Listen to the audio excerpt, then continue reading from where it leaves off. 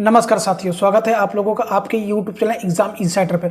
आज हम आप लोगों के लिए यूपी पेट के जो जीके जीएस 30 नंबर आपसे पूछता है, ऐसे ही 30 अति महत्वपूर्ण प्रश्न लेके आ गए हैं जो कि आप लोगों के लिए बहुत ही ज़्यादा फायदेमंद होने वाला है अक्टूबर जो लास्ट मंथ में आपका एग्जाम जो होने वाला है।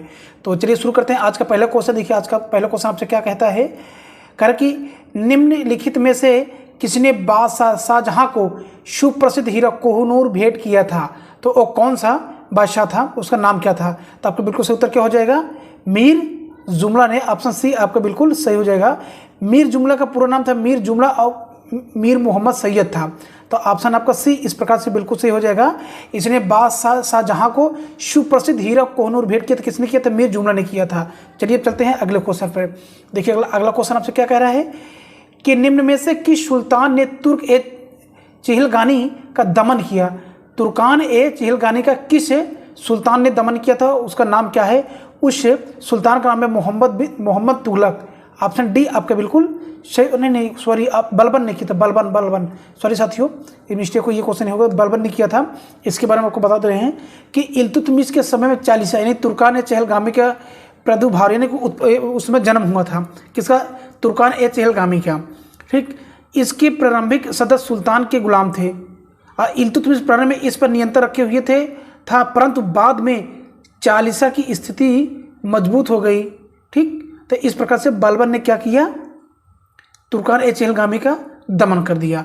ऑप्शन आपका क्या हो जाएगा, बी बिल्कुल सही हो जाएगा। हमने जल्दबाजी में ऑप्शन डी बोल दिए थे। आइए क्वेश्चन में चलते हैं अब हम लोग किस पर, 3 पर। सती प्रथा का अभिलेखी साक्ष्य कहाँ मिलता है। सती प्रथा का अभिलेखी साक्ष्य कहाँ मिलता है, किस में मिलता है, तो किस अभिलेख में मिलता है। तो 3 का क्या हो जाएगा, आपको हो जाएगा एरन अभिलेख में मिलता है। किस में मिलता है, एरन अभिलेख में मिलता है। गुप्त काल में सती प्रथा का एकमात्र उल्लेख अभिलेखी साक्ष्य है जो कि 510 ईस्वी के भानुगुप्त का एरन अभिलेख है। यानी कि एरन अभिलेख है, और जो गुप्त शासक था भानुगुप्त, उसके समय में ये अभिलेख मिला हुआ था। ठीक, तो सती प्रथा का अभिलेखी साक्ष्य कहाँ मिला, एरन अभिलेख में मिला। आइए अगले क्वेश्चन चलते हैं अब हम लोग। बुद्ध की मृत्यु जहाँ हुई थी वह स्थान अब कहाँ पर है, तो वह स्थान कहाँ है, उत्तर प्रदेश। ऑप्शन आपका डी बिल्कुल सही हो जाएगा। 5वां क्वेश्चन, निम्नलिखित में से कौन सा एक हड़प्पा बंदरगाह है। हड़प्पा बंदरगाह पूछ रहा, तो उसमें लोथल ही एक क्या था, बंदरगाह था हड़प्पा के टाइम पे। ठीक, आपका ऑप्शन बी इस प्रकार से बिल्कुल सही हो जाएगा। चलिए अगले क्वेश्चन में आते हैं हम लोग। अब कह रहा है कि निम्नलिखित कथनों पर विचार कीजिए।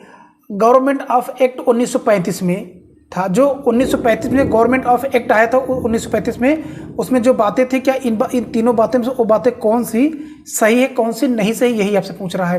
पहला कह रहा है कि जो गवर्नमेंट ऑफ इंडिया एक्ट 1935 में आया था, क्या प्रांतीय शासन का उपबंध था, ये आपसे पूछ रहा है। क्वेश्चन नंबर 6 है। ठीक है, फिर कह रहा है कि क्या एक संघीय न्यायालय यानी फेडरल कोर्ट की स्थापना उपबंध था। फिर तीसरा कह रहा है कि केंद्र में अखिल भारत संघ का उपबंध था। उपरोक्त कथन में से कौन सा सही, ये पूछा है। तो आपको हम बताइए, तीनों बातें सही, तीनों उपबंध थे 1935 गवर्नमेंट ऑफ एक्ट में। तो ऑप्शन डी आपके बिल्कुल सही हो जाएगा। तीनों बातें आपकी बिल्कुल सही हैं कि जो आपका गवर्नमेंट ऑफ इंडिया एक्ट 1935 था, ये तीनों बातें जो यहाँ पे लिखा गया, उल्लेख किया गया है, तीनों बात बिल्कुल सही है, उसमें उल्लिखित था।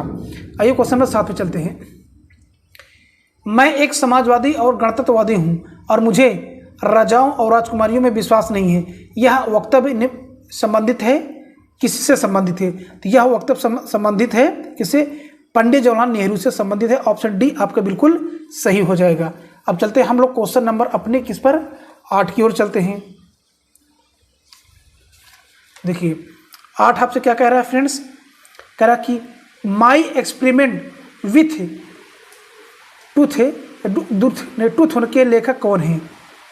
ट्रूथ होना चाहिए, यहाँ पर टा होना चाहिए। माई एक्सपेरिमेंट विथ ट्रूथ के लेखक कौन है, उनका नाम क्या है। तो उस लेखक का नाम है महात्मा गांधी, जो राष्ट्रपिता अपने हैं। ऑप्शन डी आपका बिल्कुल सही हो जाएगा, माई एक्सपेरिमेंट विथ ट्रूथ है।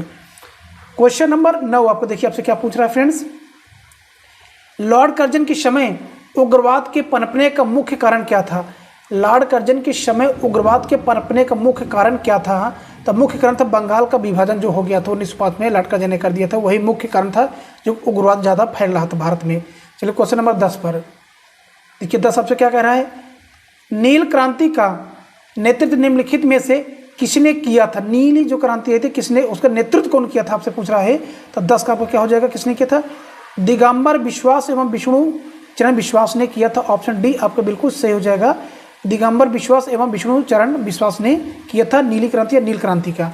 चलिए क्वेश्चन नंबर 11 देखिए, आपसे क्या पूछ रहा है, यूरोप का प्रमुख मत्स्यन क्षेत्र, यूरोप का प्रमुख मत्स्यन क्षेत्र डॉगर बैंक कहाँ अवस्थित है। तो डॉगर बैंक कहाँ अवस्थित है, यह है उत्तरी सागर में अवस्थित है। ऑप्शन सी आपको बिल्कुल सही हो जाएगा, उत्तरी पश्चिमी अटलांटिक महासागर में ग्रांड बैंक स्थित है। क्या ग्रांड बैंक स्थित है इस महासागर में, उत्तरी पश्चिमी अटलांटिक सेंट पियरी बैंक, वेक्चरी बैंक, वाइडेश बैंक तथा उत्तरी पूर्वी में अटलांटिक महासागर में डॉगर बैंक स्थित है। यहाँ बैंक की बात हो रहा है, किनारा हो रहा है, इंग्लिश में बैंक मतलब जो हिंदी में होता है किनारा। क्वेश्चन नंबर आपका 12, निम्नलिखित देशों के समूह में कौन से एक समूह को बेनिलक्स देश कहा जाता है, बेनिलक्स देश कहा जाता है, उस समूह का नाम बताना है। तो 12 का आपका क्या हो जाएगा, वो बेल्जियम उसमें शामिल है, नीदरलैंड और लग्जमबर्ग। ऑप्शन बी आपका बिल्कुल सही हो जाएगा, बेनिलक्स देश किससे कहा जाता है, बेल्जियम को, नीदरलैंड्स को और लग्जमबर्ग को कहा जाता है। तब बेनिलक्स स्थापना 1958 हुई थी, कब हुई थी, 1958 में। इसका मुख्यालय ब्रुसेल्स में है, इसकी सदस्य संख्या 3 है। वे देश बेल्जियम, नीदरलैंड, लग्जमबर्ग है। इस संगठन का उद्देश्य व्यापारिक सहयोग है। तो बेनिलक्स देश किसे कहा जाता है, बेल्जियम, नीदरलैंड और लग्जमबर्ग को कहा जाता है। क्वेश्चन नंबर 13, निम्नलिखित में से कौन सी चट्टान प्रणाली भारत में नवीनतम है। नई नई चट्टान प्रणाली कौन सी है भारत में, ये आपसे पूछ रहा है। तो उस जो नई चट्टान है गोंडवाना की चट्टान। ऑप्शन डी आपका बिल्कुल सही हो जाएगा। आइए क्वेश्चन में चलते हैं। अब हम लोग 14 पे, माउंट आबू निर्मित है, माउंट आबू निर्मित है किससे बना हुआ माउंट आबू, ये पूछा आपसे, किस चट्टान से बना है, किस पत्थर से बना हुआ है। तो 14 हो जाएगा, ये बना है नी से, के पत्थरों से बना हुआ है। ऑप्शन सी आपको बिल्कुल सही हो जाएगा। क्वेश्चन नंबर आपका 15, 2011 की जनगणना के अंतिम आंकड़ों के आधार पर उत्तर प्रदेश के निम्नलिखित में से किस जिले में साक्षरता दर उच्चतम है। साक्षरता दर सबसे ज़्यादा किस जिले में है, तो उस जिले का नाम क्या है। 15 का बिल्कुल उत्तर क्या हो जाएगा, गौतम बुद्ध नगर। ऑप्शन ए आपका बिल्कुल सही हो जाएगा। आइए क्वेश्चन में आगे हम 16 पे, कह रहे भुगतान असंतुलन को दूर करने के लिए किया जाना चाहिए। भुगतान असंतुलन को दूर करने के लिए किया जाना चाहिए, क्या किया जाना चाहिए, ये आपसे पूछ रहा है। तो 16 के राष्ट्रीय आय में वृद्धि करना चाहिए, इकोनॉमिक्स का क्वेश्चन है। क्या करना चाहिए, राष्ट्रीय आय में वृद्धि करना चाहिए। क्वेश्चन नंबर आपका 17, भारत में गरीबी रेखा को मापने के लिए सामयिक नमूना सर्वेक्षण कौन करता है। भारत में गरीबी रेखा को मापने के लिए सामयिक नमूना सर्वेक्षण कौन करता है, तो उस आयोग का या कमीशन का नाम क्या है। तो 17 का आपका क्या हो जाए, NSO करता है, NSO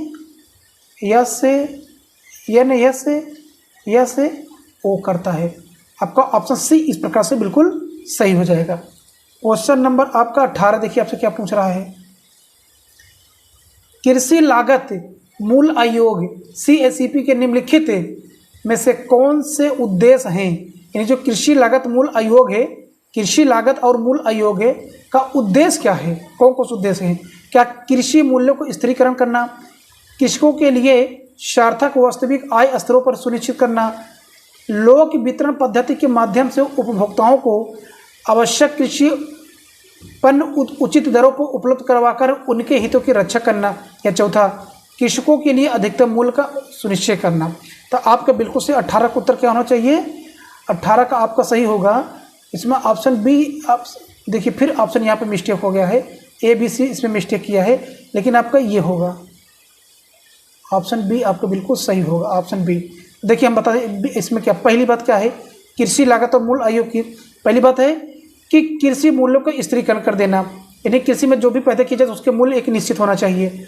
और दूसरी बात आपकी क्या है कि कृषकों के लिए सार्थक वास्तविक आय स्तरों पर सुनिश्चित करना, ये भी बात सही है।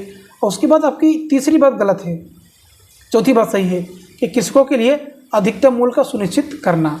चलिए अब आते हैं हम लोग क्वेश्चन नंबर आपके 19 पर। देखिए 19 सबसे क्या पूछ रहा है, क्वेश्चन पढ़िए समझिए। आप लोग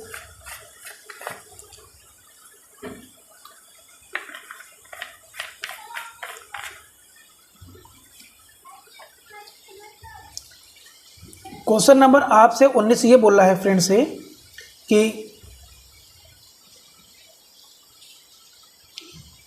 निम्न पर विचार कीजिए, पूछा है। क्षेत्रीय ग्रामीण बैंक 1975 में बना, अग्रणी बैंक योजना उसके बाद आया, क्या नाबार्ड 1982 में, अब भारतीय स्टेट बैंक 1955 में। इन बैंकों के स्थापित होने का सही क्रम क्या है? तो देखिए आपका 19 का उत्तर क्या होना चाहिए। जो आपका अग्रणी बैंक है यहाँ पर लिखे, हम बता, इसका सन आपको बता दे रहे हैं। इसका सन है 1969, 1969, ये 9 है फ्रेंड, 1969 फिर से लिख दे रहे हैं 1969 में, ये आपको बताना। तो आपका सही हम बताएं, देखिए क्षेत्रीय ग्रामीण बैंक 1975, ये बात सही है, ये बात सही है ना। क्षेत्रीय ग्रामीण बैंक 19, हाँ ये बात सही है आपकी। अग्रणी बैंक योजना जो आई थी, क्या ये 1969 में आई थी? हाँ ये भी आपकी बात सही है। उसके बाद आपका नाबार्ड 1982, तो नाबार्ड आया तो 1982 में, ये भी सही है। भारतीय स्टेट बैंक 1955, तो ये भी बिल्कुल सही है, 1955 में इसकी स्थापना हुई थी। अब देखिए यहाँ पर हमको ऐसा करना है कि पहले कौन है, तो देखा जाए तो पहले कौन बना, यहाँ पर जो लिख दिया गया है, तो यहाँ पर हमको ये चीज़ देना नहीं चाहिए। तो भारतीय स्टेट बैंक 1955, यानी कि आपका पहले 4 होगा, 4 आपका ए और बी में है, बिल्कुल सही।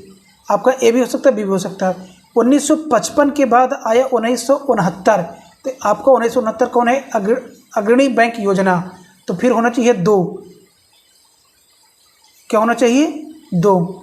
उसके बाद आपका दे रहा है 1975 क्षेत्रीय ग्रामीण बैंक, यानी पहले, यानी ऑप्शन आपका बी बिल्कुल सही हो रहा है। यहाँ पर देखिए जो भी टाइप की क्वेश्चन बनवाया गया है, उन्होंने क्या कर दिया, यहाँ पर इन बैंकों की स्थापना का सन लिख दिया है। तो इससे तो बड़ी आसानी हो जाएगी कि भाई पहले ये हो गया, फिर आपका हो गया कौन सा 1975, फिर 82, इसी पकड़ लेंगे। लेकिन ये 1970 यहाँ पर सन नहीं होना चाहिए, इसलिए आपको डेट याद करना पड़े, तब जाके आपका सही हो जाएगा। ठीक, चलिए तब पर भी आप इतना याद कर लीजिए कि भारतीय स्टेट बैंक 1955, लेकिन आपका नाबार्ड बैंक ये इंपॉर्टेंट है, इसकी स्थापना 1982 में हुई, तो ये आपको ध्यान रखना है, क्योंकि आपसे एक MCQ में पूछ सकता है।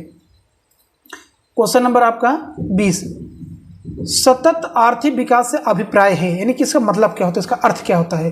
तो इसका अर्थ होता है वर्तमान पीढ़ी के विकास के साथ साथ भविष्य का आर्थिक विकास। ऑप्शन ए आपका बिल्कुल सही हो जाएगा।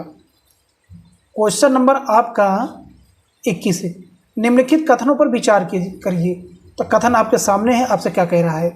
कह रहा है कि भारत के संविधान के भाग 9 में पंचायतों से संबंधित उपबंध है और उसे संविधान 73वां संशोधन अधिनियम 1992 द्वारा स्थापित किया गया। ये बात क्या, ये कथन जो दिए, ये सही कि गलत, ये पहले आपको पता करना है।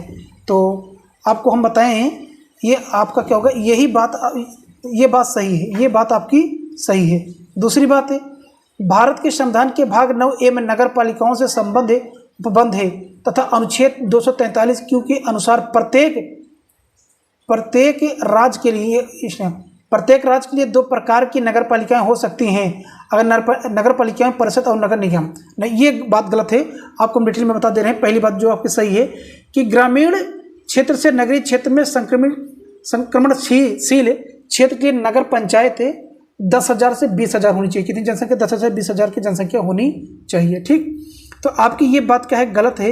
ये बात आपकी सही है कि भारत के संविधान के भाग 9 में पंचायतों से संबंधित उपबंध है और उसे संविधान 73वां संशोधन किया गया था, उस सन 1992 में किया गया था। चलिए क्वेश्चन नंबर चलते हैं। अब ये इस प्रकार से आपका केवल कथन है ए बिल्कुल सही होगा, ऑप्शन आपका ए बिल्कुल सही होगा।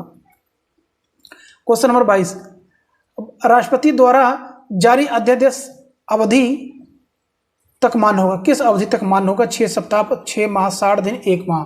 तो ये होगा 6 माह के लिए, ऑप्शन बी आपका बिल्कुल सही हो जाएगा। क्वेश्चन नंबर आपका 23 देखिए, क्या पूछ रहा है आपसे? सांसदीय शासन प्रणाली में मंत्री परिषद व्यवस्थापिका के माध्यम से उत्तरदायी है। संसदीय शासन प्रणाली में मंत्री परिषद व्यवस्थापिका के माध्यम से उत्तरदायी है, किसके प्रति उत्तरदायी है? आपसे ये पूछा है। तो ये आपका 23 के बिल्कुल सही उत्तर हो जाएगा, जनता के प्रति उत्तरदायी, ऑप्शन बी आपका बिल्कुल सही हो जाएगा। क्वेश्चन नंबर आपका 24 है, विधि का शासन जिस प्रकार की समानता को प्रतिष्ठापित करता है वह है। विधि का शासन जिस प्रकार की समानता को प्रतिस्थापित करता है वह है क्या है? तो आपका 24 क्या हो जाएगा? मूल विषयक होता है। ऑप्शन ए आपका बिल्कुल सही हो जाएगा। देखिए गोल्डन राइस ऐसा धान, नहीं ये आपका 24 का था, ठीक ना। विधि का शासन रूल्स ऑफ द लॉ समानता को प्रतिष्ठापित करता है, अर्थात विधि के शासन का तात्पर्य है कि विधि के समझ सभी समान है, चाहे वो किसी भी पद पर हो, ठीक। मूल विषयक से संबंधित है ये आपका विधि का शासन। चलिए क्वेश्चन नंबर 25 पर, निम्नलिखित में से किस वर्ष भारतीय संविधान की प्रस्तावना संशोधित की गई? प्रस्तावना संशोधित की गई थी, उस सन आपसे पूछा है। तो 25 का क्या हो जाएगा? 1976 में प्रस्तावना में क्या किया था? प्रस्तावना में संशोधन किया गया था। क्वेश्चन नंबर आपका 26, गोल्डन धान में सर्वाधिक मात्रा में पाया जाता है कौन सा विटामिन पाया जाता है? ये आपसे पूछा है। तो गोल्डन धान विटामिन ए की मात्रा सबसे अधिक पाई जाती है। ऑप्शन ए आपका बिल्कुल सही हो जाएगा। क्वेश्चन नंबर आपका 27, निम्नलिखित में से कौन हमारे शरीर का सबसे दृढ़ भाग होता है? सबसे मजबूत भाग हमारे शरीर का क्या कौन सा होता है? दंतवल्क होता है। ऑप्शन आपका बी बिल्कुल सही हो जाएगा। 27 का आपका दंतवल्क। क्वेश्चन नंबर आपका 28, देखिए आपसे क्या पूछ रहा है, जो कि सभी क्वेश्चन क्या है? साइंस से संबंधित है। वायु में कौन सी नोबल गैस नहीं होती? ये आपसे पूछा है। तो वायु में कौन सी नोबल गैस नहीं होती है? रेडान नहीं होती, बाकी आपके हीलियम, नियॉन, आर्गन प्रेजेंट होती है। आइए क्वेश्चन नंबर आपके 29 पर, सूर्य में ऊर्जा का निर्माण होता है, कहाँ पे होता है, किसके द्वारा होता है? ये पूछे कौन सी क्रिया के द्वारा होता है? तो 29 का क्या हो जाएगा? नाभिकीय संलयन के द्वारा सूर्य में ऊर्जा का निर्माण होता है। क्वेश्चन नंबर 30 और लास्ट है, जब किसी पिंड को चंद्रमा से पृथ्वी पर स्थानांतरित किया जाता है तो होता है, यानी कौन सी घटना होती है? ये आपसे पूछा। ऑप्शन आपके सामने 4 के 4 ऑप्शन लिखे हुए हैं। इसमें सीधे हम आपको आंसर बताना चाहेंगे कि पृथ्वी पर उसका भार बढ़ जाता है तथा मात्रा अपरिवर्तित रहती है, ठीक ना। जब किसी पिंड को चंद्रमा से पृथ्वी पर भेजा जाता है, फेंका जाता है, तो उसका भार क्या हो जाता है? बढ़ जाता है तथा मात्रा अपरिवर्तित रहती है। ऑप्शन डी आपका बिल्कुल सही हो जाएगा इस प्रकार से। तो साथियों आज हम फिर से आप लोगों का 30 स्टैटिक के जीके जिसका क्वेश्चन अटेम्प्ट करा दिए हैं फटाफट 16-17 मिनट के अंदर। तो उम्मीद करते हैं आप लोग ये हमारा प्रयास अच्छा लगा होगा। यदि अच्छा लगा तो चैनल को प्लीज़ सब्सक्राइब कर लीजिए, क्योंकि चैनल को आप लोग सब्सक्राइब नहीं कर रहे हैं। Thank you so for watching my video and जय हिंद जय।